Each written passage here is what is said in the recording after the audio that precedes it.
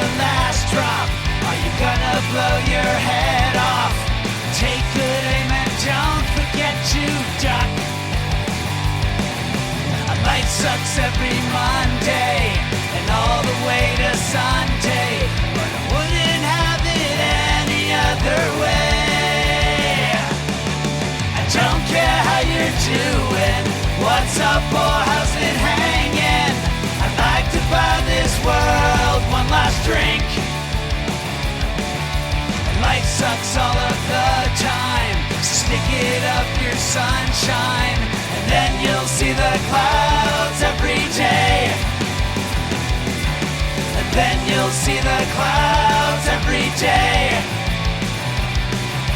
And then you'll see the clouds every day.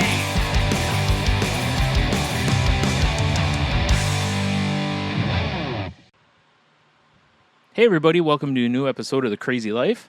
I'm Brian. Joining me as always is Heno. Hola. Hello. Hello. Yeah. I saw my ex at the grocery store. Well, I saw her car out front. Yeah. And I was like, okay, I'm going to go find Emily because I usually don't see her at the grocery store. So I'm like, I got my cart and I'm just rummaging through it. I finally spot her. And I'm like, and she's like, that is totally into her shopping, not aware that anyone's coming up. So I just started like, down the hallway to just see how long it would take her to realize by the time I got to the dare, Yeah. And then finally she looks up and she was like, oh my God, I'm like, I saw your car and I thought I'd just do over here first. Yeah. And like I keyed it up already shopping. And no. Yep. Yeah. And it was awesome because her son Soren is starting middle school.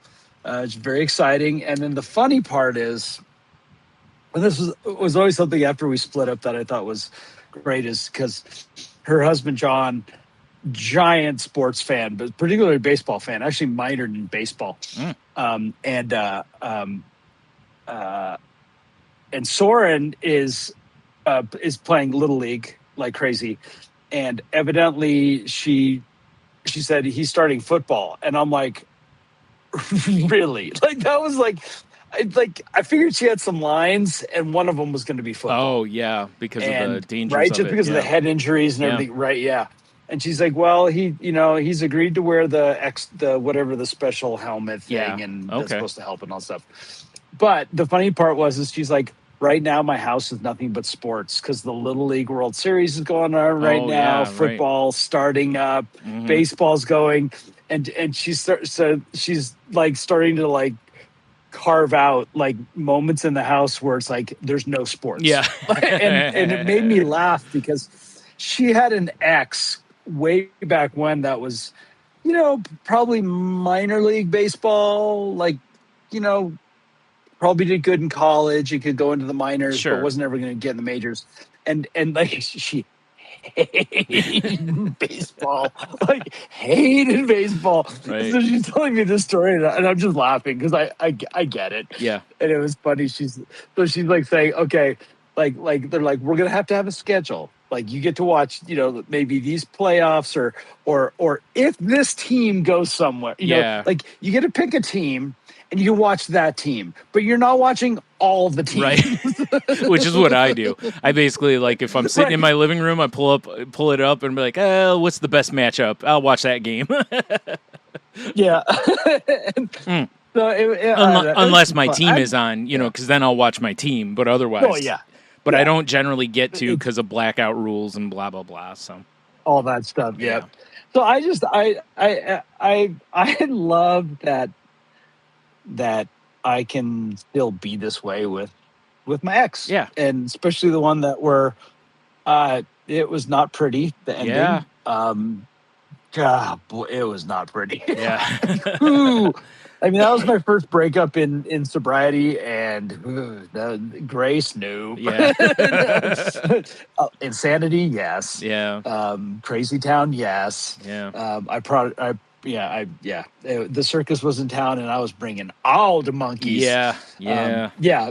but that I could still, see her and, get a hug and I love seeing Soren and John in the grocery store and I just think it's so great. And it is so wild how many people don't have any of their exes where they have that kind of relationship or just even can be that cordial with them to where it's still like so many people are like, oh, there's my ex, and it's like I'm going to stay over here kind of thing, I get it a lot with with me and Jen, where when people have heard the stories, of how long we were together and everything, and that her and I mean, we just talked before you and I jumped on here. Her and I were texting about what's going on in my life and stuff. So it's it's nice when you can keep people like that in your life, especially like for me with her. It's like she knows me so well that it would be such a tremendous loss to lose a person like that in your life, because she's the type that'll call me on my stuff. She's the type that understands when I'm like, this is what I'm feeling right now, because she's lived it with me. You know what I mean? Like, so it's I'm so fortunate that it didn't go south, to where but it was an amicable situation, not like your all the monkeys situation there. So and there's also the part of where I think we're both people that are, I wish I'd have just stuck with when we broke up, which was, it was amicable, but I had second thoughts. I wasn't sure what I was doing, and emotional stuff got involved, and it got kind of weird and stuff. But in the end, we were both people that honestly just still liked each other, no matter what. Right. And we did, and I would go grab Rocco when she still had Rocco, and Rocco would come with me on walks with Jax, and I'm glad it worked out the way it did. Another ex, this was interesting.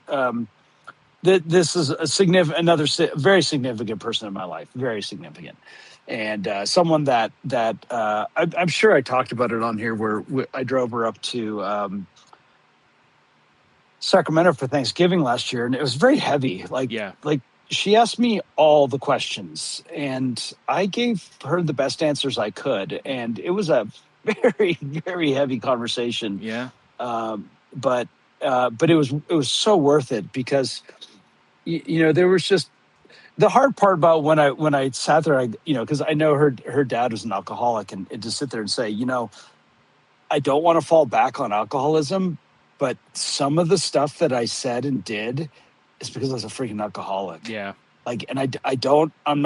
I'm not using it as an excuse, but it is a legit reason. And I will explain what the alcoholic thinking was, So that I'm not going to just say, oh, well, I was drunk. That wasn't it. It was mindset stuff. But anyhow, so I'm before I found out that my favorite band in the world, Sugar, is going to be in Salt Lake City, they didn't have a tour coming through here, so I booked San Francisco, figuring I'll go home for my sister and my brother-in-law's birthdays, and just a lot of birthdays all during this week. I'll take a week off, and I'll go down there by myself. Well, find out, so, I was going to go with one of our mutual friends who's now has cancer, so he can't go. And so then I was reaching out to, my friend Lauren, and she finally just said, I think my days in going to clubs, loud music in the dark, I'm past that. I'm like, cool. I'm like, I'm totally good. And then I'm talking to my sister, and she goes, oh, we're going to be on a cruise that week. And I'm like, what? Like, we're going to the Mediterranean cruise for our birthdays. I was like, oh, okay. Well, now my whole point for going changed. And so I finally asked Lauren, because it's going to be your 60th birthday. And I was like, are you doing anything for your birthday? Because most of her major milestones, she's planned this. She's gone out to the coast and rented a house and had a bunch of people over. And she said no. And she finally said, she said, it kind of bums me out that I don't have a partner that would plan and pay for, my 60th birthday. And I was like, well, let's go. I'm like, let's go. I will change my dates. I will come a little later. Let's go from Sunday to Tuesday. Let's find a little, Airbnb, and boom, within, at first she was kind of like a little hesitant, and I'm just like, look, let's just do it. Yeah. Like, I'm there. It's, it's your birthday. Let's go, let's find a place that's dog friendly so you can bring your dog and everything like that. And so immediately she found a little cottage, blah, blah, blah. She's like, are we splitting this? Because she paid for all of her 50th and her 55th. Oh, okay. And I'm like, heck yeah, I'm splitting this whole thing with you, and it's like, I'm in 100%. Yeah. But then all of a sudden there was this mention of when the refund date was. And I'm like, well, that was interesting. Why'd you bring that up? Yeah. Like, we have until X amount day to refund. She said, well, I'm kind of having second thoughts about it. Oh, I want to make sure that it's okay that if I have second thoughts, I could bail out. And I'm like, well, what's your concern? And she says, well, because we had way too much big F friends kind of life, and that was part of, like, to me, it was, it was like I was getting sex, she was getting, I don't know what it was, because it wasn't good. Like, it wasn't the best of me. Yeah. Did we have fun? Yes, we had a lot of fun, but in the big picture of it, it's like, no, it wasn't like that. And so her immediate concern is I don't want this to, fall into that. And I'm just like seriously, that's the last thing on my mind. Yeah. And she's like, not that I don't want, something to feel romantic. And I'm just like, I'm being 100% honest. It's the last thing on my mind. Yeah. Like, I want to go spend time with you on the coast for your birthday. Yeah. And hang out with the dog and drink coffee and sit on the back porch and do nothing for a few days. Yeah. That's it. Right. 100%. Like, I have no ulterior motives, none at all. And it felt really good to say that. Yeah. Because it just felt really good, and I'm excited, and I'm really looking forward to it. Probably going to scalp my ticket unless I can find someone to go with me on that Saturday night. Yeah. But pretty much, I'm going to roll in a couple days of being with mom. Honey-do list. Go to the concert Sunday. Get up. We'll go out there, and I'll drive back on a Wednesday. When am I going to drive back? I'm going to drive back on a Wednesday. Yeah, and then I work whatever Thursday, Friday, Saturday. But my point being is that it's just, again, it felt good to have, of all the, of my past relationship, this one has the most, let's just say, landmines and pitfalls and things because of me. Yeah. It's like, it's my doing. And I feel grateful that I get an opportunity to kind of, it's not so much like, I had a weird dream where, and this was a really weird dream. I was I think I fell asleep to the Matrix movies on in the background and it like transported me back to that time. Yeah. In my dream.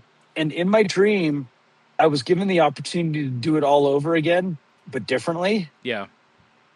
And it wasn't so much like the period of time that the dream was very short, but the contemplation, like, of the things going through my head happened instantly. And it was really uncomfortable, like really uncomfortable. Oh my. Because what if I don't have the life I have today because I did it differently then? Right. Yeah. Right. And like the drinking thing right away. I'll tell you the one thing that was a piece of cake. Screw this jet skiing stuff. Like, I was like I put myself so into debt over that. Like right away I was into like, yeah, ain't doing that. Yeah. Gonna play more guitar. Right. But then other stuff came in, especially when it came to like, hey, you want a glass of wine? All of a sudden I'm just like, and it was this weird gut check moment of like, yeah, but that's how I was then. Yeah. And that was what led me to my path. It was a trip. Right. It was a trip to actually being given like this gift of like, here, you want to try it again and do it differently. And there was a part of me that was like, okay, maybe a little. Yeah. But not if it changes who I am today. Right. Which it would. It would. I mean, it would. That's the crazy part about that is anything you go back and change. You know, it's like on TV shows when they go in the past and they're like, don't do anything. You know, don't affect the timeline kind of thing, because you know you never know what ripples that pebble in the water creates that, like you said, changes this, which changes this, which changes, you know, it's the butterfly effect, you know, across the butterfly effect. Yeah. Maybe that one glass of wine is, you know, what, you know, that night you met somebody that blah, blah, blah, or, you know, who knows what those things lead to. So if you say no, maybe things change drastically for you. You know, it's crazy because we'd never know. You know, we all talk about it, and I think it might be, I don't even know if it would be fun to go and see where it's like, hey, if I, you know, can I just see the alternate timeline? Because then you might, you know, resent, you know, it can make you less happy. So who knows, you know? It was the wild thing for me was the anxiety in it, and the fear, it was fascinating. It was fascinating to see what I was afraid of. Yeah. And what kind of really made me, you know. This is the kind of really stuff usually somebody has to be on like ayahuasca to figure out, you know, like right. Yeah. Well, and you know what? I think a lot of it has to do with what's been going on with me lately. Like like work has been stressful. Yeah. But not in a bad stressful way. Like it's more like expectations of myself, not so much nobody's breathing down my neck. Yeah. Nobody's making it stressful. I'm just looking at what's in front of me and what I need to get done in the next few months, and I'm putting it on myself. And I have these moments where I fall into some, like I had the last Monday and Tuesday I had downright anxiety, which I'm not used to feeling. And I had some serious anxiety. First of all, I wasn't feeling well. I was like under the weather, and I ended up taking 2 days off of work. And it was half I wasn't feeling well, and I think half mental health day. Yeah. Like where I needed a break. Fair. And, and so when I started up again on Monday and Tuesday, I was really freaking out. And then it went away, and then all of a sudden I let it go. More of that idea. I got out of the future casting and went right back into the moment, and I accomplished a few things, and accomplishing a few things made me feel better. And I just need to be gentle on myself. I'm going to get some things done. They're just going to take the time that they take. But what was interesting was I got asked to do a gig on Saturday, and I did a gig the week before for the recovery groups. It's a part of recovery where they bring meetings into jails, and they also distribute literature. Mm-hmm. So these are people that volunteer their time to go into jails and run meetings for people, whether it's, you know, NA or AA or whatever their things are. Yeah. But it's basically bringing 12-step meetings into jails, and also then bringing in literature and then also connecting and going to hospitals. Like these are people that are on call to, like, they used to carry a pager around, like where they would, you know, they alternated the pager. Now it's just easy. It's just a phone call. But yeah, sure. So if somebody's in the hospital and they want to talk to somebody, like they'll show up. And so I've always, it's not my thing to do this. This has never been my thing, but I love supporting it. So I get to go down there and I play music, and I hadn't done it for like a couple of years. So it was nice to get back down there. And so I did that thing, but that was my Saturday. My Saturday was done. So then I had Sunday, and so I was asked to do another gig this last Saturday, just to do sound. And they're a big group, and they're really pro guys. And when I got asked, I was like, okay, that's my whole Saturday. Work is demanding of me, right? You know, like yeah. I don't mind the feeling of the demands of my work, but I need my downtime. Right. Then. How many spoons do you have left? Time. Yeah. That's it. Yeah. That's what I was thinking about. And all of a sudden, it was like my skin started to crawl thinking about doing it. So I was just very honest with Johnny. I just told him, I said, you know, work is really tough for me right now. And I need my Saturday off. And Yeah. I ended up going to the Special Olympics and a bocce ball tournament for Brianna's son, Keegan. I mean, it was a wonderful time. It was way more enjoyable. Right. Yeah. Where I'm getting at is like, there's emotional stuff going on in my life right now. Yeah. And I'm feeling it. Yeah. But none of it's horrible. I've got so many good things going right now.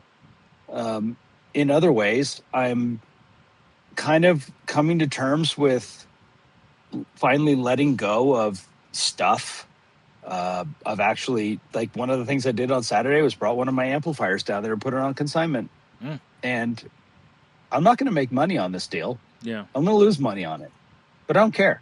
Yeah. It's like, I'm ready. I'm ready. So, I've had some interesting, I'm looking at the idea, like, if I sell a few of these things, I can get myself the rest of the way out of my debt for the first time in whatever it's been, 30 years. Yeah. And the lights at the end, I'm seeing the light at the end of the tunnel for the first time. Which is nice. Yeah. It's wild. Like, I seriously looking at everything going, okay, this is now doable. Like, a year or so ago, I thought it was going to happen, but then I had dental work and whatever it was. I was like 2 years ago. Yeah. And so I had to put it on the back burner. Well, now it's there. And I got to this point where I'm like, and I have this stuff. And part of it is also because of the blessings I've gotten from being able to, sell all this equipment for, from my former bandmate. And I'm taking, I'm basically taking a trade on the stuff, so I can get rid of some of my own things and pay this stuff off. But I have all these good things happening, but at the same time, there's also this strange kind of, I don't know, like you're talking about. It's like I took a freaking ayahuasca trip. Yeah. It's like I went on a vision quest, and I'm being shown the path right now. Yeah. And it's kind of scary, but also exciting. Like, my other band, Doghouse, I played this last week. Not sure how much longer I'm going to play with them anymore, because again, I don't know how to describe this, but it's like I know where I feel I need to be, and I know where I don't want to be, and I have a clarity. And it's part of the thing that I learned in recovery. There's a line in the big book of Alcoholics Anonymous where it says, intuitively know how to handle situations that used to baffle us. And it's like my intuition is kicked into overdrive. Okay. And it just feels good. If like right now I'm going, like boundaries are not an issue for me right now. I'm just like, yep, not doing that. Yeah. Yep, not doing that. Definitely doing that. Definitely doing that. Nope, don't need to do that. Like and it's trippy. But with it comes a lot of, because, there's people pleasing. There's not wanting to say no. There's all those other things that all tied in there. Well, and even some stuff like you doing sound for that band, it's like you'd still get to go see them play while you're doing the sound. It could be a fun experience, but it's also, like you said, it takes your day. So where it's like, this could be enjoyable, but also it's not worth. But I'm working. Yeah, I'm working. Exactly. It's not like you're just going to the show. Yeah.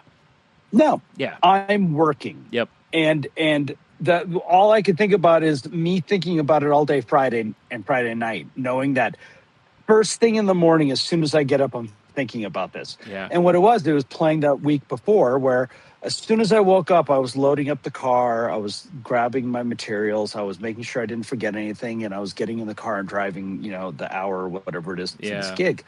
And I started equating that to the other thing, and I said, nope, I don't want to do this right now. Yeah. But what was interesting is, in all of this, I still so I had a work thing happen where it was not even the owner's boyfriend. We had taken a few weeks to get this. We needed to line up contractors to get this thing done. I could have done this. We could have done this ourselves in house, but I got the feeling that I didn't have their confidence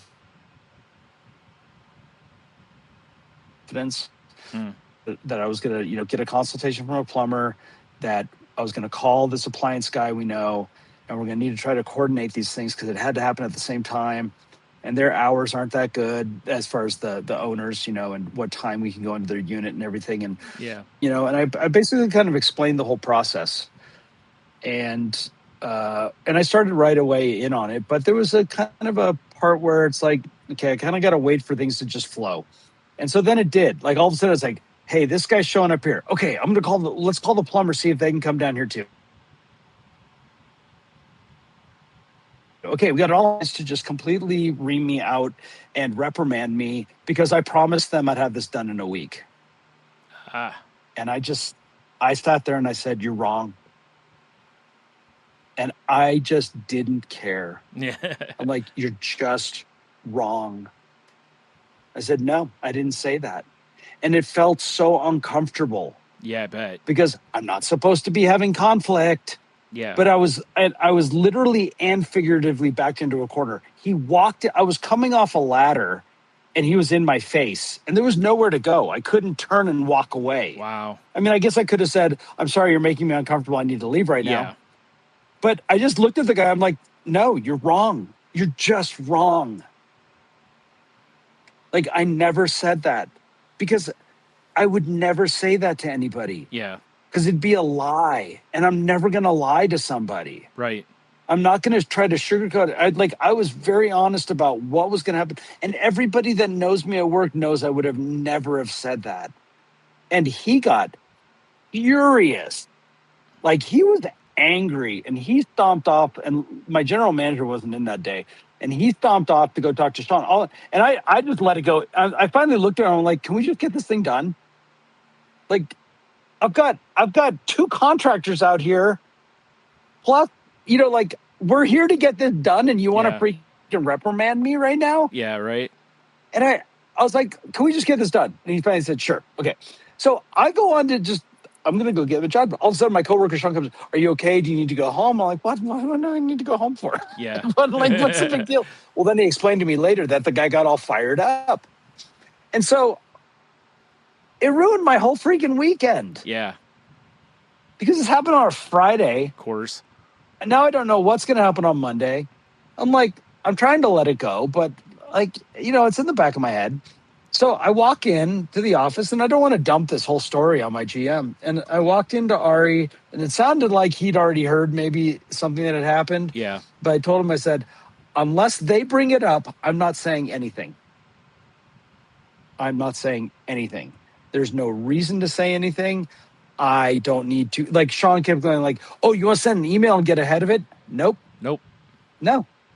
I don't need to get ahead of it. I can express this to you guys right now and let it go. If he's willing to let it go, I will let it go. If I come in on Monday and they want to or Tuesday or Wednesday and they want to make a big deal out of it, then I'll talk about it. Yeah. But otherwise, as far as I'm concerned, it's done. It's over. We're moving on. Yeah.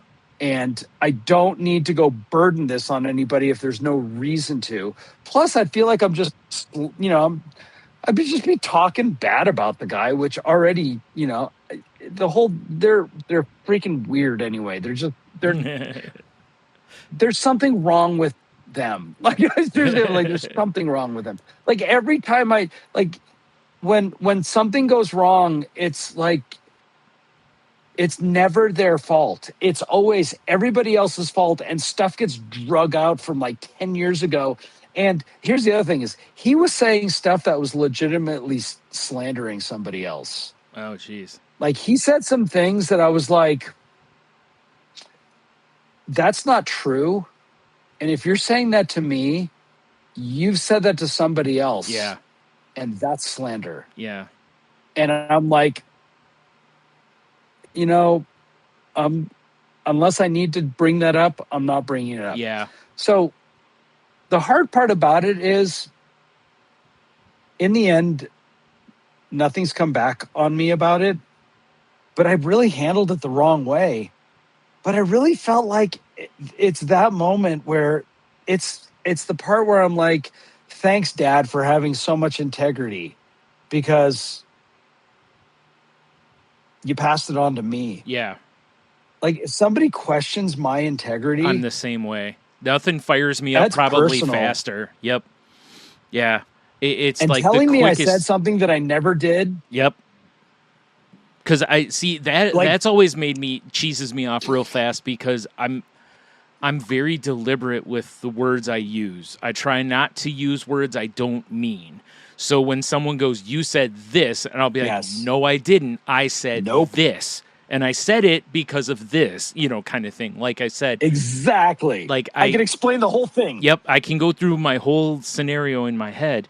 I know exactly what I said. Yep. Yep. So I'm the same way, and that's one of the quickest ways to get me to go from zero to hot is to question my integrity in any way, like calling me a liar or saying that I did this or that. Pretty much. Yeah. Yeah. That was pretty much it. Yeah. Like, you're calling me a liar right now. My choices here are to basically tell you that you're wrong. Yeah. Or say, "Oh, well, I'm sorry. Maybe I should have phrased it differently." No. Yeah. No. Right. I was professional. I explained everything that was going to be done, and I explained how difficult it was going to be. If you didn't hear that, that's a you problem, not a me problem. Yeah. Maybe you shouldn't have been slandering somebody else while I was trying to explain this to you. Yeah. Yeah, it was tough. And so I think I've had some emotional stuff going on that I need to I don't know what it's going to take, but I think there's some work that needs to happen right now. Fair. Because I'm feeling the emotions a little too much. Well, and like you said, they're starting to kind of manifest themselves. Yeah, and if you're reacting in a way that you don't want to react, then that's, as we've said on the show plenty of times, right? Like you're seeing a negative effect. And when we see negative effects, that's when it's time to maybe take a step back and reevaluate, do some work, whatever it needs to be. So, yeah, I can understand that. And it's a tough one because it's like I keep looking at it going, okay, what could I have done differently? What's my part in this? Yeah. And, I had moments that, I could have clearly just said, now's not the time to talk about this. If you want to talk about this, we'll do it another time. Yeah. But I'm really like, who do you think you are? Yeah. You're not even my boss. Right? You're the owner's boyfriend. Yeah. I think that's what also got me was like, you're just nonsense at this point. Yeah, like you're technically not even on the chain of command, and you're yelling anywhere. At me. Yeah. And you're telling me that I shouldn't do, in the future, you shouldn't. I'm like, I didn't. Yeah. Because that's what we're like, right. That's how I phrased it. He said, you shouldn't do this. I said, well, I didn't do that. Yeah. He said, you did it. I'm like, no, I didn't. I know exactly what I said, and this is how I said it. And I just finally looked at him. I'm like, Jimmy, you're wrong. You're just wrong. I don't know any other way to say this. You're wrong. Yeah. and Sean said that he said I was being aggressive, and I'm like, well, okay. Yeah. Listen, though, in fairness, me like you said, standing up for myself is aggressive. You climb down a ladder. Somebody's in your face, and basically in my face. How are most people going to react? Behind him. You're lucky if someone the hallway is behind him. You're lucky if someone isn't aggressive in that scenario. It'd be bad enough if they gave you like even if they gave you 3 feet, you still might be aggressive because it's still like coming out of nowhere and you just climb somebody. Like whoa. Like I guess I could have said, hey, can you take 2 steps to the left? Yeah. I need to get my job done today, and we can talk about this at another time. Yeah. I don't think he would have taken that. No, probably not. I think he really wanted to tell me his opinions and thoughts on stuff. That explains the close gap, Yeah. Because that's a control move for sure. There's no question. Oh, totally was. There was me against a ladder and him in front of me. Yeah. That was it. Right. So I said you're literally backed into a corner, and when people are backed into a corner and figuratively. Yeah. It's like, when you're backed into a corner, that's how people react. You immediately go on the defensive. Yeah. Anyone who knows anything about communication will know that. It's like it's like starting a conversation in an accusatory manner. you're always going to get defensive reaction because you put the person on the defensive. Well, that's the thing is, like you didn't really think this one out, did you? Yeah. I just kept thinking, anyhow. I'd forgotten about. Like, what's been great is I've actually forgotten about the event. Yeah. Like the owner came into the office the other day, and I'm just like, hey, how you doing? You know, because it's like, you know, that there, I'm like, okay, let's turn this into a comedy now. Yeah. You know, let's try to laugh about it. I don't, you know, like I'm bringing it up here, but pretty much I haven't brought it up since then. Yeah. What's funny is there's an email today. They have a leak in their faucet sink, and they want someone to come up and take a look at it. And tomorrow morning in our little staff meeting, I'm like, it ain't gonna be me. Yeah. because pretty much where I came out of that was, and I told other people that I said nobody should go into that unit by themselves ever. Yeah. Always have somebody with you. Yeah. And, you know, just always have backup with them. Yep. That way there's witness, if nothing else. Yeah. Exactly. Yeah. And because you can't trust them. Yeah. You know, you can't. Like, I don't know what else to say. So, fair. So I was like, we'll see who's willing to volunteer. Because here's the thing. Nobody wants to go in there. Right. Nobody does. Because we've all seen it, and it's just not even fun. Right. Anyhow, okay, that was I kept laughing about. Okay, off my soapbox now. Right. So yeah, it's been a month, but you know, like playing our gig at the beginning of August and we're playing again at Labor Day with the 80s band. I'm just super stoked about that. I can't wait to play it, and it's gonna be great. That stuff's fun. It's giving me something to look forward to, and and it just sucks right now that I'm thinking of.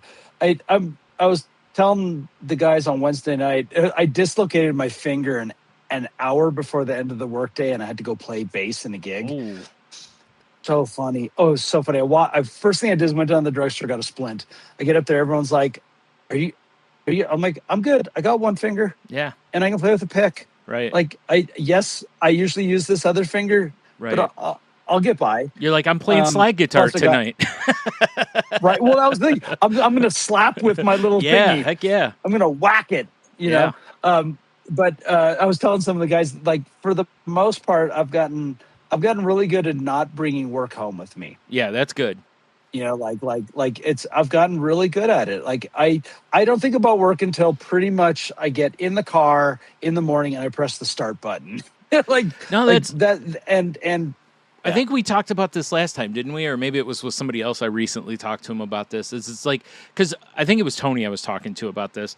Is like every minute that you do that kind of stuff, it's like, you know, when you get off work, sometimes you got to vent, you got to get the day off your chest or whatever. But at the same time, you know, you sit there and you're like, you're giving more time and more power to that.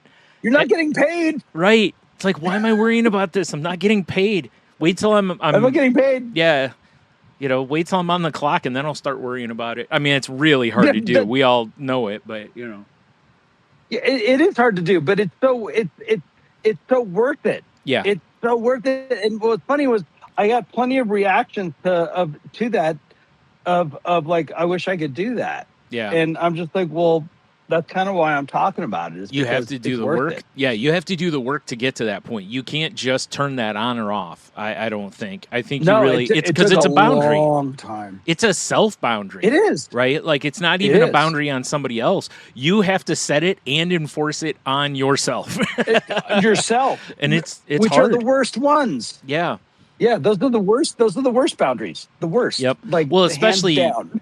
You know, like Tony talked about, like, you know, sometimes when he's gone out to, you know, after work with coworkers, and guys will, you know, they'll still be talking about the day at work, and he's like, hey, like, enough of this, you know, like, you know what, you know what, you know what, that's such a good move, because like I think about in the jobs I had in the 20s, and in my 20s, and we do that all the time. Yeah.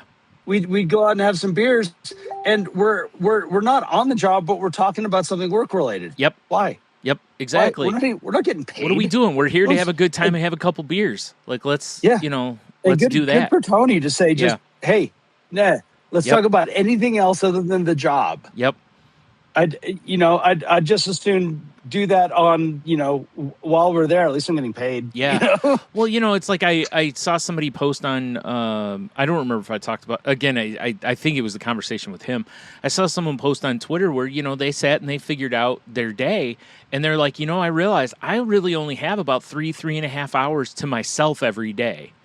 That's a work day. Yeah. And I'm like, yes, that's exactly why you can't give another hour and a half or 2 hours to like I said, we all need to vent sometimes, and we need to get some stuff out. Like I remember when Jen, the one job she had, I used to give her, I don't remember if it was half an hour or an hour, and I'm like, after that, you're not allowed to talk about work anymore. And I'm mostly joking. It wasn't like a firm thing. Well, but I would remind her, like, hey, quit giving them this power. Quit giving, quit ruminating, really, because that's what you end up doing. You just start cycling it, and it's just not good for you as well.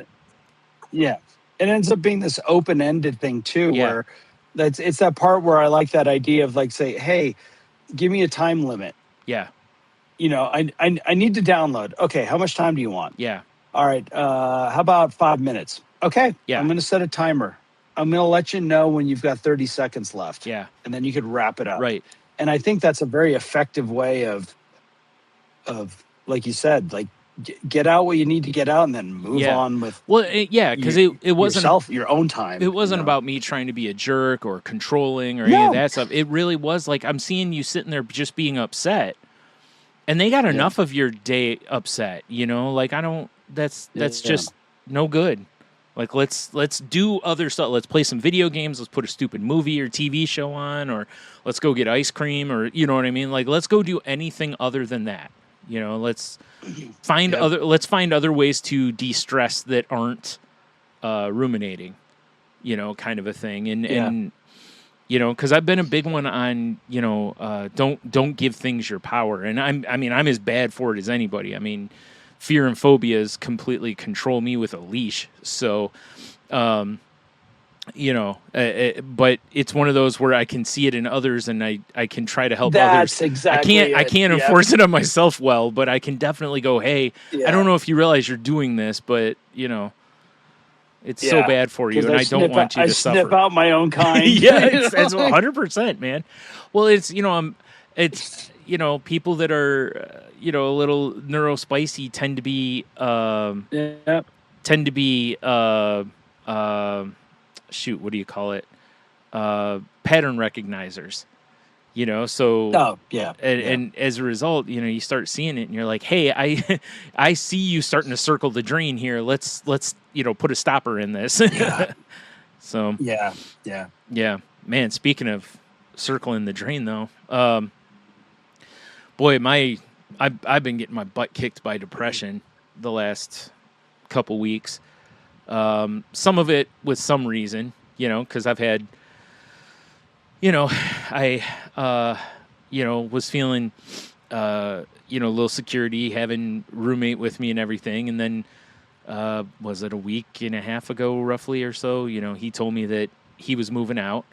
And, not because of any, conflict or anything like that, but him and his lady found a place. So he, wanted to get his own place.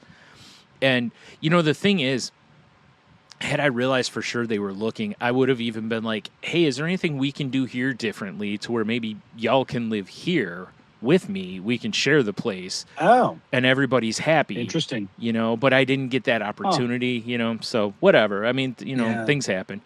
But anyway, it just all of a sudden makes me have to figure out half the rent I didn't have to figure out for the last year, basically, which is not easy. Brutal. And it's even worse because, a few people have been like, well, are you going to like try to look for another roommate? And I'm like, see, here's some issues is I don't want a bunch of people over. I'm not that guy. I'm a hermit, like I want, one or two people, I don't mind those kind of things, but I don't want like parties or those kind of things. And anyway, but it's like, it also comes down to like almost everybody I know is partnered, I don't know like a single person who just needs a room that, we can share the house and whatever. Also, I've got a lot of stuff in my house still from my storage and my eBay stuff that I really, really need to organize. And that's where depression really is kicking me in the pants, is like, I need to get stuff on eBay. I need to get stuff organized. I need to do a lot of things, and I have no energy or want to do any of it. But the problem is my survival depends on it. And this is where depression really can be a massive problem. And this is where I've said, I've mentioned before, like, that I don't feel like I should live alone. And it's not because I'm going to do anything drastic. It's actually the fact that just having someone living with you will kind of kick you in the butt occasionally. You know, because there could be that other person going, man, this place is a mess. We should clean, you know, or, you know, hey, I cleaned this today. And it's like, oh, well, if they clean that, then I need to do my share, or, you know what I mean? Just anything like that even. But it's like, I just, yeah, I don't know, man. But anyway, so within a short time after that, my air conditioner quits blowing cold air. Like, I felt like it was blowing room temperature air, you know? So I talked with Heno, and I talked with Tony and a couple other people that I knew, kind of like, hey, do you have any idea what this might be? And, you know, got a couple different ideas. And before I went to do that, I was like, duh, there's a friend of the family that does AC work. And, you know, it's like, I should see if my brother can get a hold of him and see if he can just stop by and just diagnose it, so I know what's going on. And unfortunately, the diagnosis is dead. I believe his exact dead, words Jim. Are, your unit is dead ski. So, brutal. Which is rough, because it's not like, oh, the window unit went out, it's a couple $100.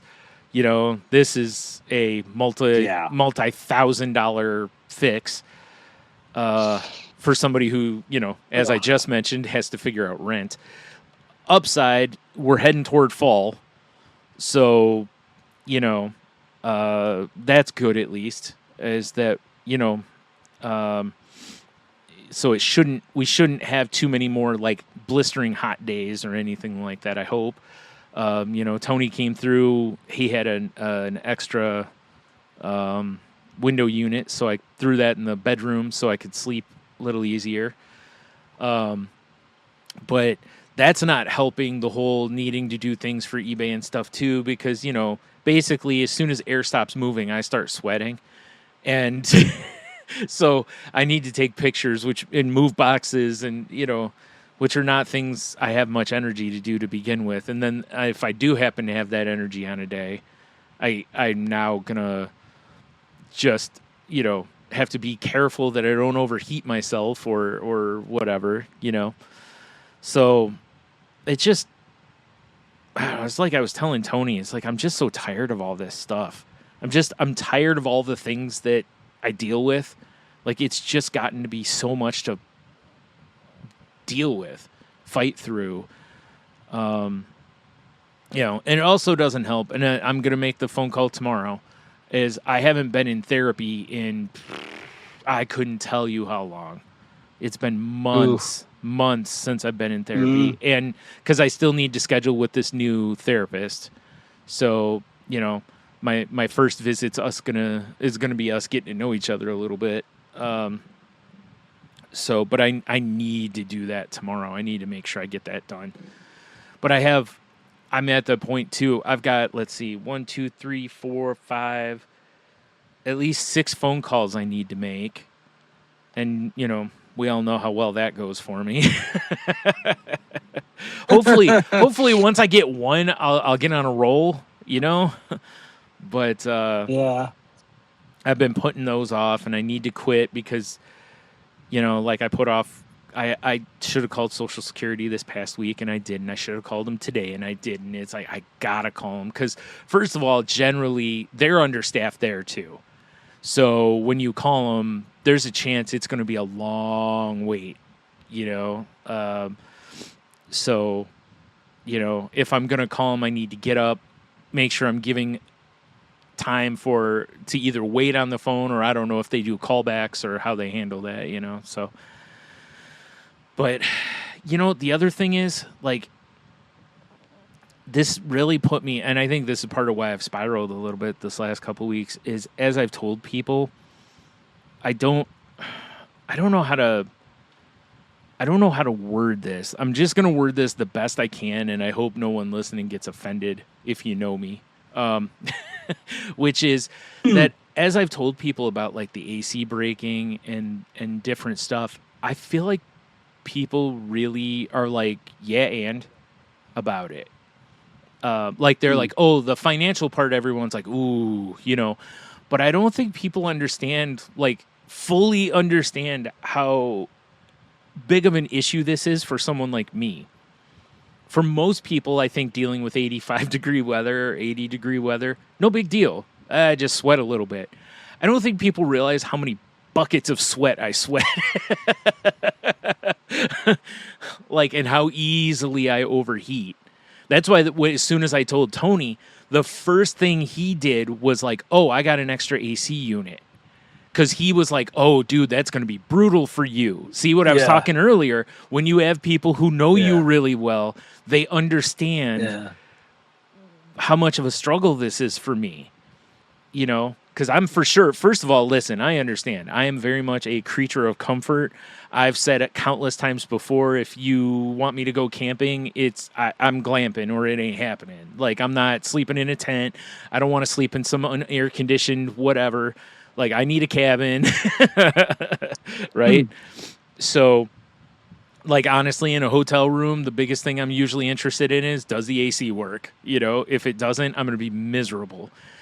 And it sucks. I hate it, but whatever the condition is where you sweat excessively, unfortunately, and there isn't much that can be done for it aside from, like, if I want to go get, like, Botox in the areas, but then I've read that you just sweat worse in other areas. So, okay, cool. I don't sweat as bad in my armpits, but now, like, other sweat pores will just dump sweat. Yeah. They actually apparently... Is that really a thing? Yeah, they actually make wipes now for people who have... It's I forgot what it's called. Yeah, and they make wipes that you can, like, apply to your armpits and stuff, and it's supposed to really help block the excessive sweating. But I've also read that if you have one drop of sweat on you or water when you apply it, it burns like fire, because apparently whatever chemical that it uses when mixed with water basically equals almost like hydrochloric acid. What the? So I'm like, yeah, that doesn't sound pleasant at all. Because one guy in the reviews is like, take a hairdryer and, you know... like, make sure your pits are completely dry if you're going to... And I'm like, yeah, I'm out. Like, I literally... That sounds horrible. Dude, I go to stores and I've got one of those neck fans that I wear in these now, and I feel like such an idiot. Other than... The cool part is they sort of look like headphones, so I don't think people notice it as much, aside from the noise. You know, but I don't generally have them all the way up. I usually have them on, like, you know, a lower setting. But, anyway, yeah, like I said, it's like everything for me is some stupid something else. And I just feel like I keep fighting with it could be worse, right? Like, I've still got a place to live. I've still got this, you know, I'm trying real hard the other day. I'm like, I'm going to go through my gratitude. I still have a house. I got food. I got my cat. I'm, you know, blah, blah, blah, right? I'm going through the list, like and it's like, but I'm also like sitting there with a towel because I'm real hot, you know? And again, a little heat I can deal with, but it's, you know, like seriously, those first 4 days basically of no air inside my house was 85 degrees on those days. And it was humid outside. So even with the windows open, it was 85 degrees in my house. And I know there may be people in the UK with that heat wave, and they're like, yeah, but because they don't have air conditioning either. But anyways, when I've told... Or Indiana with no power for 10 days. Don't even get me started on that. Poor people. Yeah. Oh. That's why I said I understand. It could be so much worse, you know. Yeah. But again, that doesn't mean that it doesn't suck at the moment. No, it doesn't. Yeah. You know? And it's what you're going through. Right. And when like I said, there's been people I've told that are just kind of like, oh, just turn some fans on. And I'm like, yeah, fans don't cool air. Fans just move air. You know, like when it's 85, and yes, it feels better. You know, yeah, like if for sure, because you're got a layer of I guess like, you know, the first couple sweating. Yeah, the first couple nights I'm sitting there laying in bed and I'm sweating, but I had 2 fans on me, you know. The air moving felt nice, but it wasn't cool air at all, you know. No. So, and those days, the first few days were the worst, honestly, because it was still like 70 at night and humid. You know, it wasn't even really getting cool at night. So we were, you know, I was like, oh, come on. You know, at least get into the 60s, you know, help me out a little bit here. So now we're the last few days we've been hitting 60s at night, or a couple nights been in the 50s. So it's, you know, so it's like, okay, this is more my weather here, you know. But I'm really struggling with the. I know some of the situation I'm in. A good chunk of it is my own doing, right? But I also. What do you mean by that? Well, because I didn't plan better financially when I did have some money. I'm in a really bad spot now. You know, like I didn't basically save for a rainy day kind of situation, those kind of things. And I should have been better about it. I had a hunch my roommate was looking a while ago. I should have right then started making changes as though it was going to happen, because then worst case scenario, he doesn't, and then I'm fine. And then if he does, I'm also fine. And I didn't do that. And it was, I forgot who it was. I was talking to, was it you last time? We were talking about how you just, like, somebody was talking about how someone they know just got to a point that they feel like that they were just giving up. Oh, no, I'm sorry. It was somebody I was talking to online. And she was telling me that someone she knows thinks that they were basically kind of sabotaging their own life in the hopes that everybody would leave them alone so they could just, whatever happens kind of thing. You know, like just give up and let the world take over kind of situation. Not that they would like hurt themselves or something, but just like, you know, like I deserve the bad things coming my way type of thing. And, you know, depression does that to you. It tells you that you don't deserve good things. It tells you don't, you know. So there's a lot of that in my head that I've been fighting and losing with lately. But I just look at, like I said, the planning thing, the not having a job, you know, like I feel useless. I feel worthless in those things. And but I also know, like, I keep looking. Like, I get on these boards and I look at the remote jobs and I'm like, I can't do that. Like, either I don't have skills for that, which doesn't help, you know, which I know, you know, I mean, you know, I might be able to do school, but again, it's like, am I going to be able to do school? You know, and it's just, I don't know, man. I'm so overwhelmed. I feel so buried and lost that, like, I told my therapist about this. I don't remember if it was the first time I'm talking about it on here or not. This, again, months ago. But when I was younger, I used to basically curl up in the kind of like the fetal position in my closet when things would get too overwhelming. Right? Like, that was my safe space. And I didn't realize, like, especially now as I talk about it, that's probably the origin of my agoraphobia. Because what felt safe was a very small area and me basically wrapped up or curled up. And I've off and on over the years I have that, like, I just want to crawl under the desk and curl up kind of feeling. And over the last couple months to 6 months or so, I've really, really been having that feeling again, that I just want to, like, you know, roll up like an armadillo and, you know, just protect myself essentially. But it's like, that's how I feel safe is pull everything completely in. And now I feel safe, you know, like nothing can hurt me if I'm like this type of thing, which is absolutely not true. You know, everything else still goes on. It's not like you're like, sorry, I'm in armadillo mode, and life's like, oh, sorry, didn't mean to disturb you there. You know, we'll come back in 6 months. And I just don't know, man. I know I've said it for years on here. I'm lost. I'm stuck. I need a significant change in my life, but I don't know what the heck that is. You know, like I said, my therapist the one day asked me, "What would you do if you weren't, didn't have the agoraphobia?" And I'm like, I don't know. Like I can't even think that far. Because it's such a part of my life, and my brain perceives it as a shield, not a deterrent. It's like being a bubble boy and thinking you're just protected by the bubble, not realizing that you're also being isolated and whatever by it,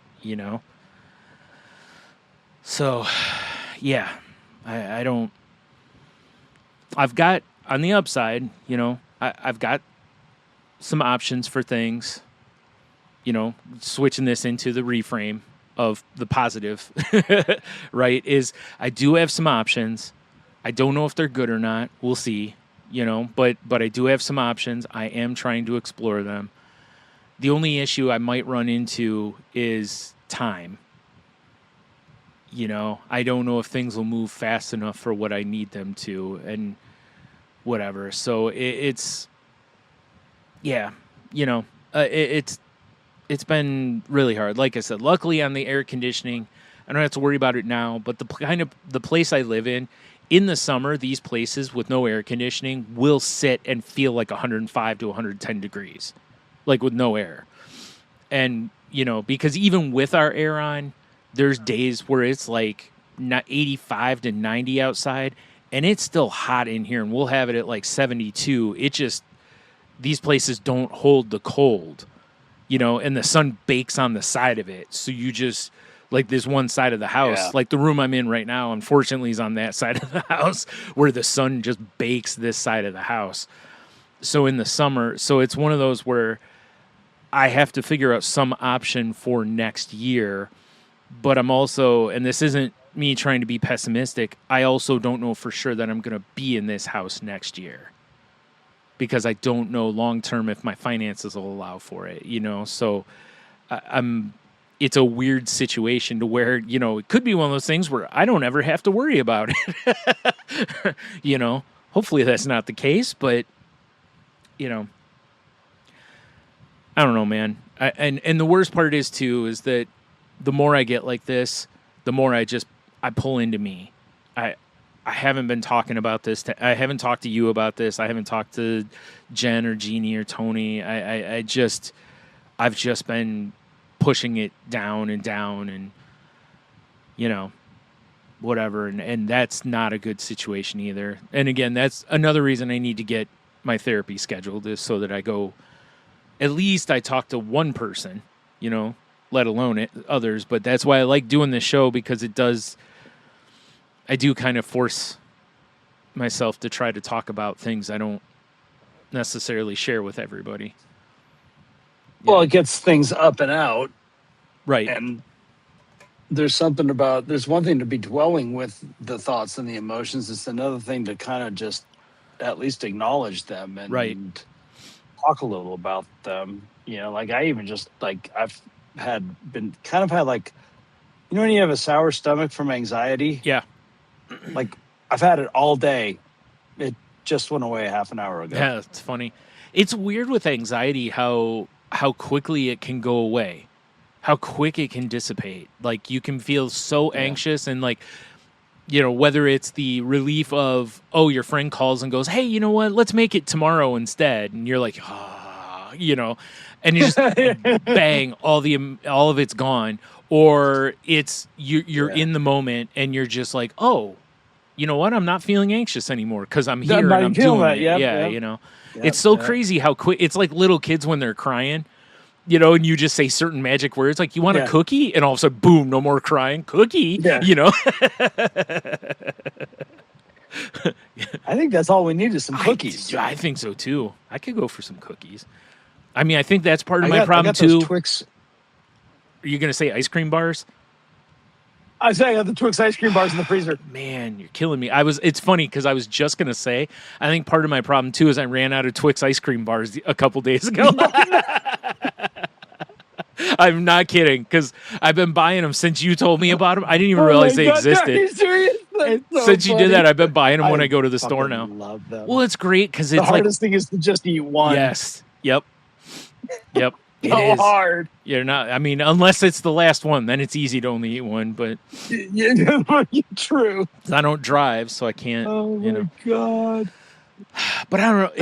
It sucks. Money. It sucks so much, man, because even coming on here talking with you about this is like I feel good about talking about it with somebody, but I can't not feel like all I'm doing is going wah, like it's annoying to me. I hate, you know what it is? I think it's the control part of me, right? Is like you hate to admit weakness.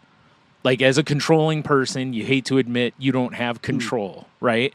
Even though we both know, and we've talked plenty of times on here, that loosening your grip is the best way to have control on things. And I think that's where we're at, right? Like my mom in this scenario, if she were still alive, would be telling me how I need to just let go and let God, right? That's what she would be saying right now. Like something will present itself, right? Because it always does. And it always did for her. Like it always seemed to be, my dad died and she's like, I don't know how I'm going to survive. And me and Jen were like, we'll figure it out. We don't know, but we'll figure it out. And then, she got her disability settlement, went through like literally a couple months after my dad died. And now she had a guaranteed income, so she was fine.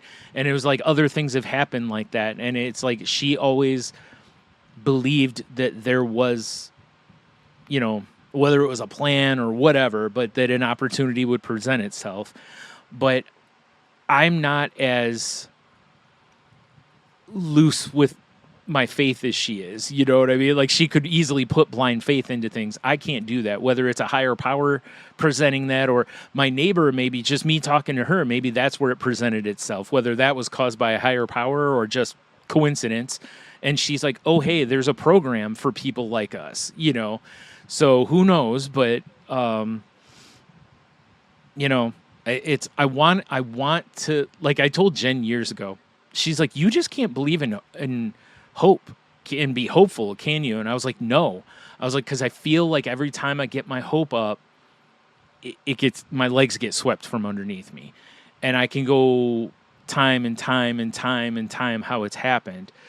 And I told her, I said, the problem is the brain doesn't want to remember the good times, the times where it didn't happen.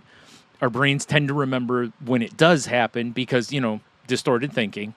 So my brain's going to remember the times where I was right. The other shoe dropped, like the the Married with Children where Al, he's having good luck and he's like, whenever I compile good luck, an equal amount of bad luck is compiling up. It's simple Bundynomics,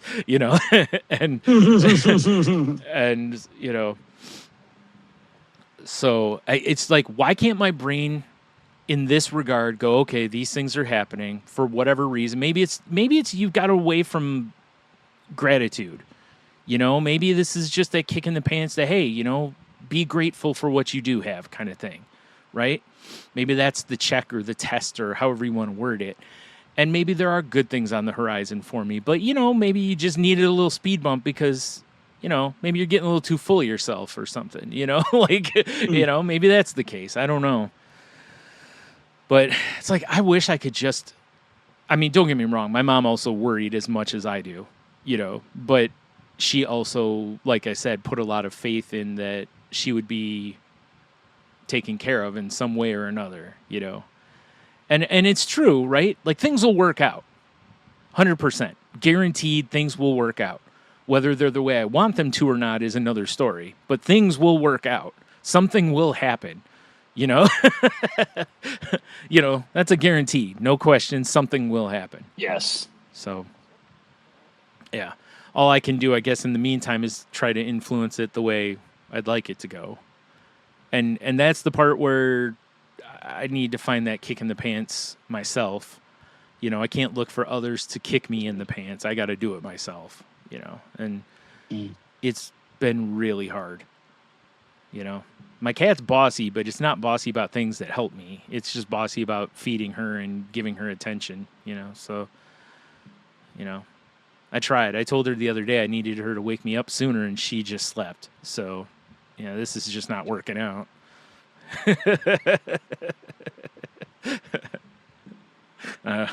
Oh, that's funny. Yeah. She's useless, but I love her. As a positive thing, usually, like, especially over the last year, anytime Facebook is like, you should look at this from X amount of time ago. And I'm like, no, I probably shouldn't, because I bet you it's going to be something with my mom on it. And, some days I'm not okay to do these things. Although in fairness, I have started looking at more of them. And a lot of them are, she used to post those things on Facebook. I'm sure you saw them and stuff where it was like, I'm proud of you. You're my son, blah, blah, blah, all these kind of things. They were all positive affirmation things. And I'm like, those don't hurt to look at. They really don't. And it actually kind of feels like there's part of her still around a little bit because she would do that all the time, because when I lost her, I really did lose the greatest cheerleader I've ever had in my life. There will never be a person that cheers me on like she did. I hope so. That'd be great if someone did come in my life that would be that way. But that's a high bar. But anyway, today was actually, it showed 17 years ago, and it showed my cat, Callie, when we got her first cat. I don't know what you want to call it. It's not really a cat condo. It's just those ones where it had like, where she could lay on top of it, or there was like one big hole in the front of it, and then the whole outside's like scratching stuff. But I was like, oh man, she's 17 for sure now, because they told me 16 and a half when I took her to the vet. So this is confirming, because she had her for a little bit, so she's over 17 now. I was like, oh geez, it's like aging pets scare me. Yeah. It's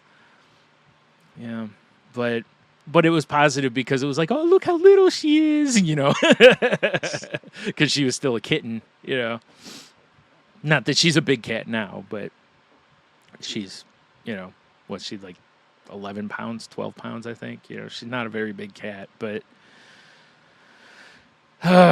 yeah. So, I mentioned to Tony on Salty Language that there was a product I saw a commercial for, which is funny that you mentioned a product that him and I should talk about. I don't remember the name of this stuff now. Shoot. Anyway, it's not really important what the name of it is, but I saw the ad for it, and it's a mouthwash. It's a concentrated mouthwash, and it said it was for no spoon days. And I was like, what? No, I'm like, who uses a spoon for mouthwash, right? Completely not thinking in terms of like this podcast, yeah. Right? And then when it clicked in my head that they're meaning like, oh, I don't have the spoons in my energy to do self-care.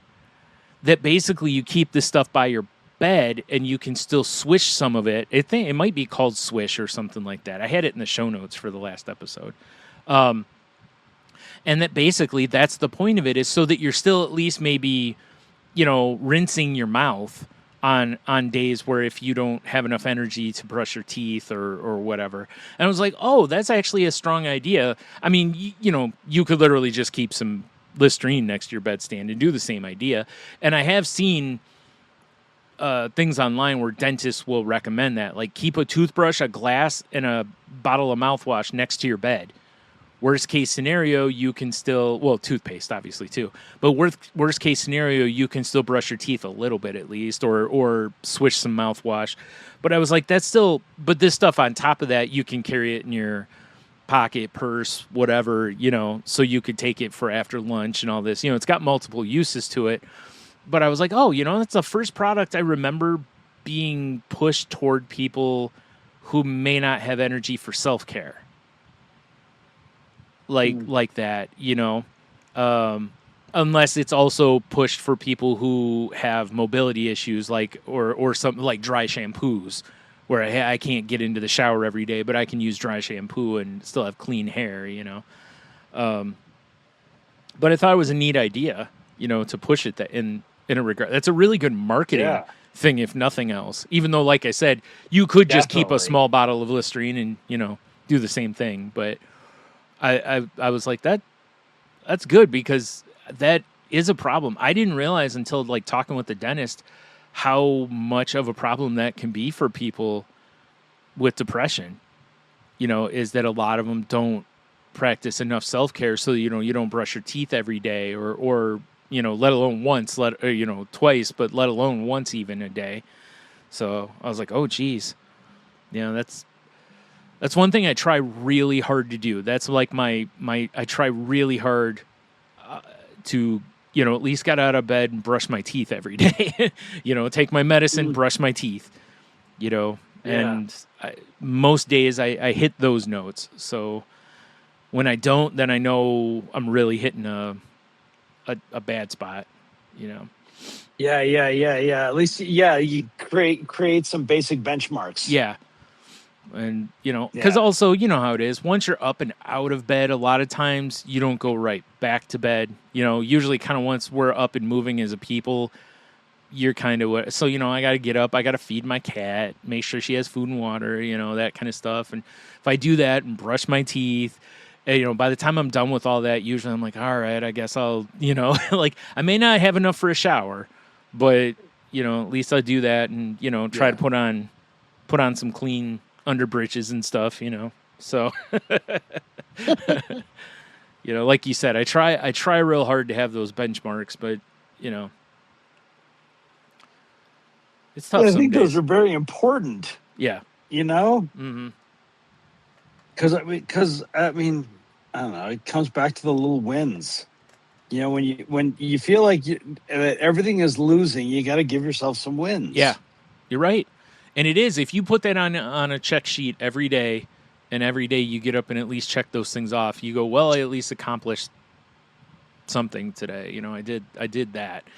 And like I said, my one therapist was always like, if you wake up depressed, get out of bed, get in a chair, even if it's in the same room, move it. Move the depression, go in the living room, whatever.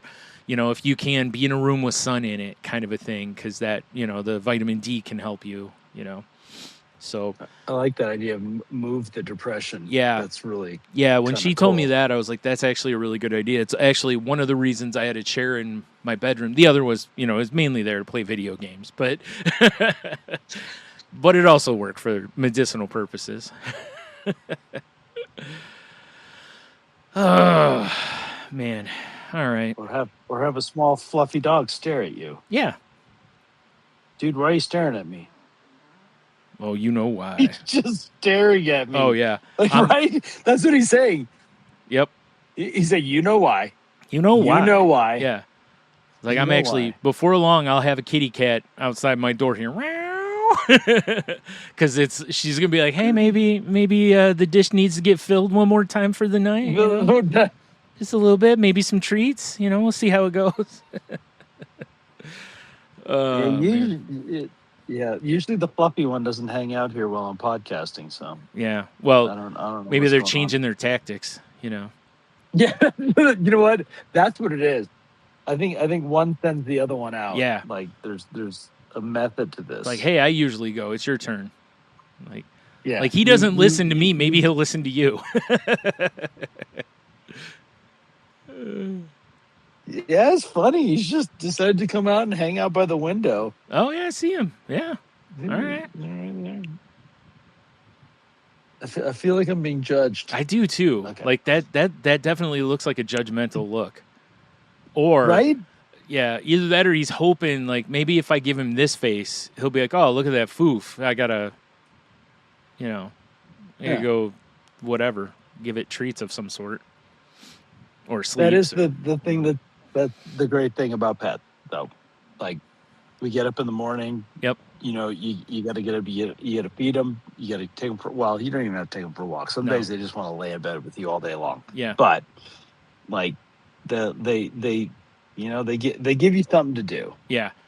I am grateful. I am grateful, definitely, that I have my cat, because I've said it before. You know, when people are like, "Oh, they're just in blah, blah," you know, and it's like, no, like this cat and my last cat have probably saved my life a few times. Not necessarily saved my life, but you know what I mean. Like, got me out of bed. Yeah. Because it's like, well, I gotta feed her. She can't feed herself. I can't. You know, I have to. She depends on me. Unless like on those hot days, I got to go give her some cool water to drink. You know, kind of stuff. Yep. You know, I can't. You know, because she's struggling a little bit too. You know, I mean, she seemed fine. You know, on the days where I'm dying of the heat, she's in there like laying in the sun. So, you know, all stretched out, just getting all that sun. And I'm like, meanwhile, I'm like, come on, Kitty, let's go get a drink occasionally. You know, and she just, leave me alone. So, but yeah, it's, you know, and she hits a certain point, and man, if I don't get her that canned food, she starts getting aggressive, like right up by my ear, like meow kind of stuff. And like, get the heck up. Like, you know, like time's a waste in here. You're late. So, and it makes me laugh because that's literally what she's doing. She's doing it for that reason. Cause as soon as I feed her, she'll go lay in bed and I don't hear from her for hours. But if I don't get up, every so often she will come back in, you know, and I'll be like, Kitty, just give me another hour. And it's funny how there's times where I've done that and she'll just go to the foot of the bed and lay down. And then it's seriously almost to the hour. She will come back and like, all right. I made this deal. I guess I got to honor now it. The other one just showed up too. Oh boy. Yep. See, you were right. Yep. The one got sent in. Yep. The one was the scout. The other one's like, he's been gone too long. I got to go make sure he's okay.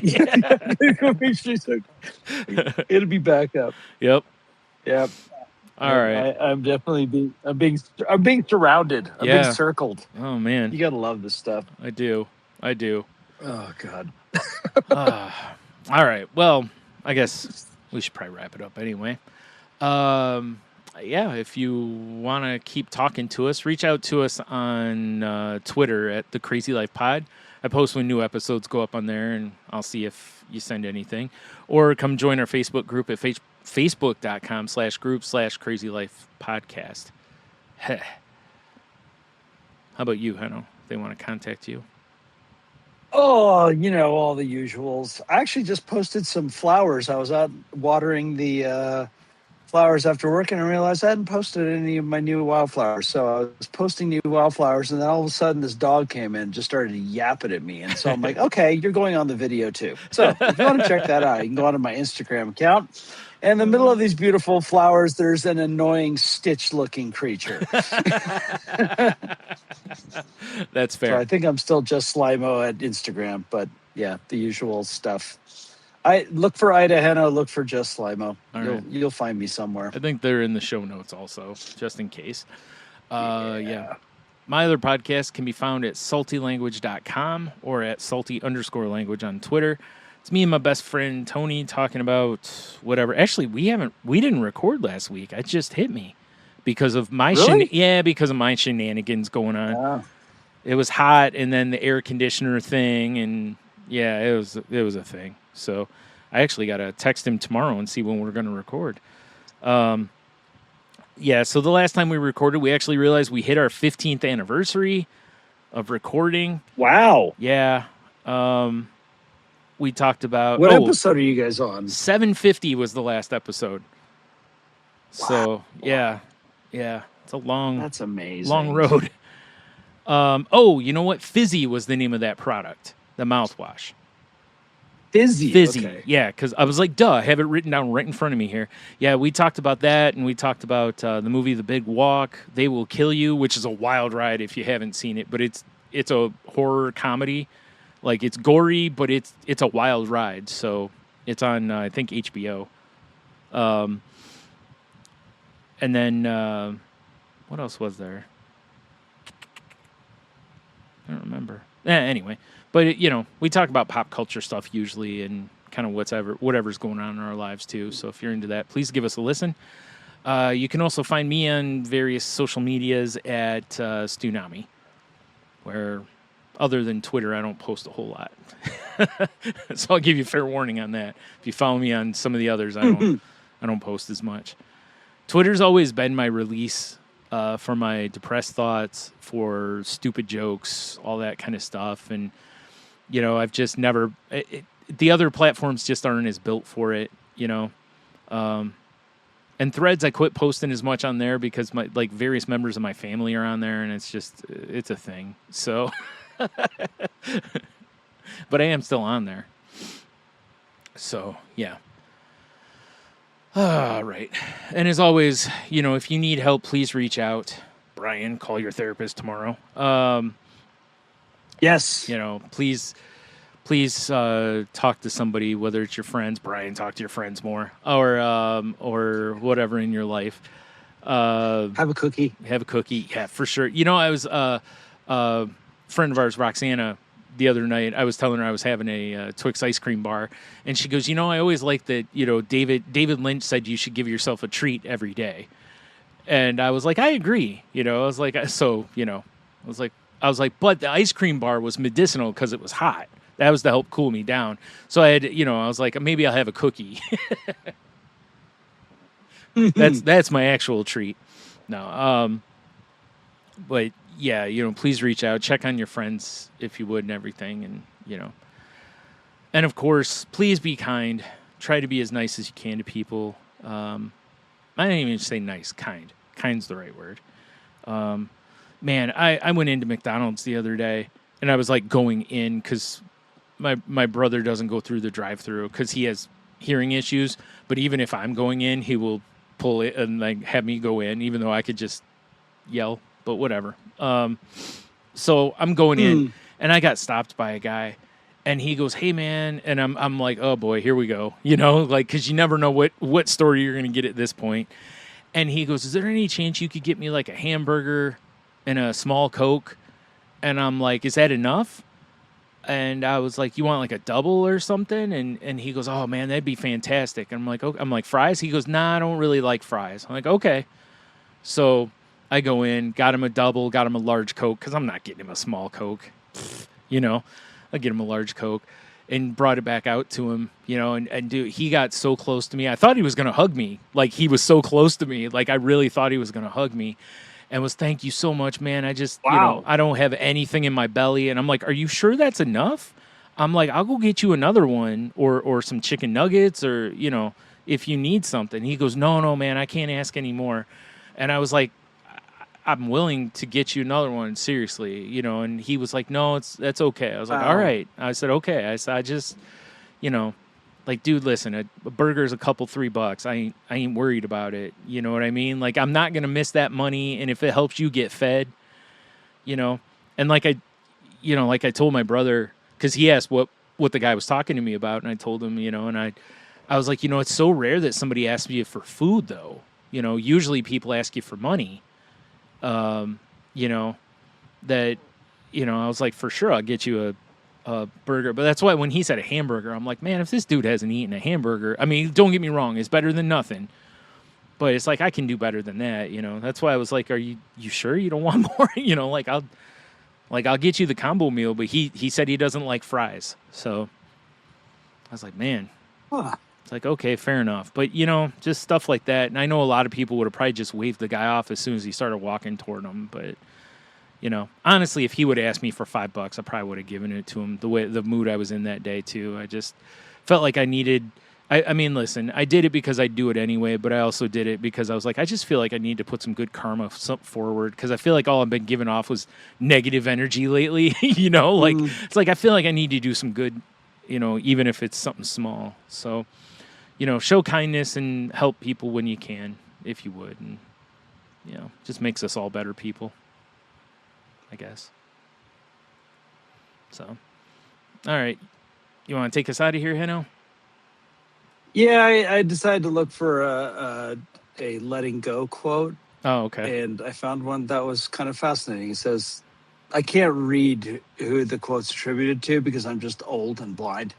It says, "The day I understood everything was the day I stopped trying to figure everything out." The day I knew peace was the day I let everything go.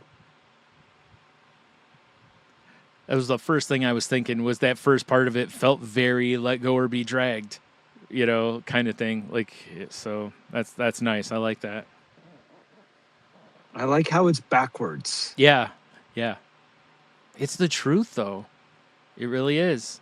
It's kind of like, you'll find love when you quit looking. That kind of concept, all those kind of things, Because it really is. It feels like anything from sports to whatever. It feels like when we try too hard, you miss.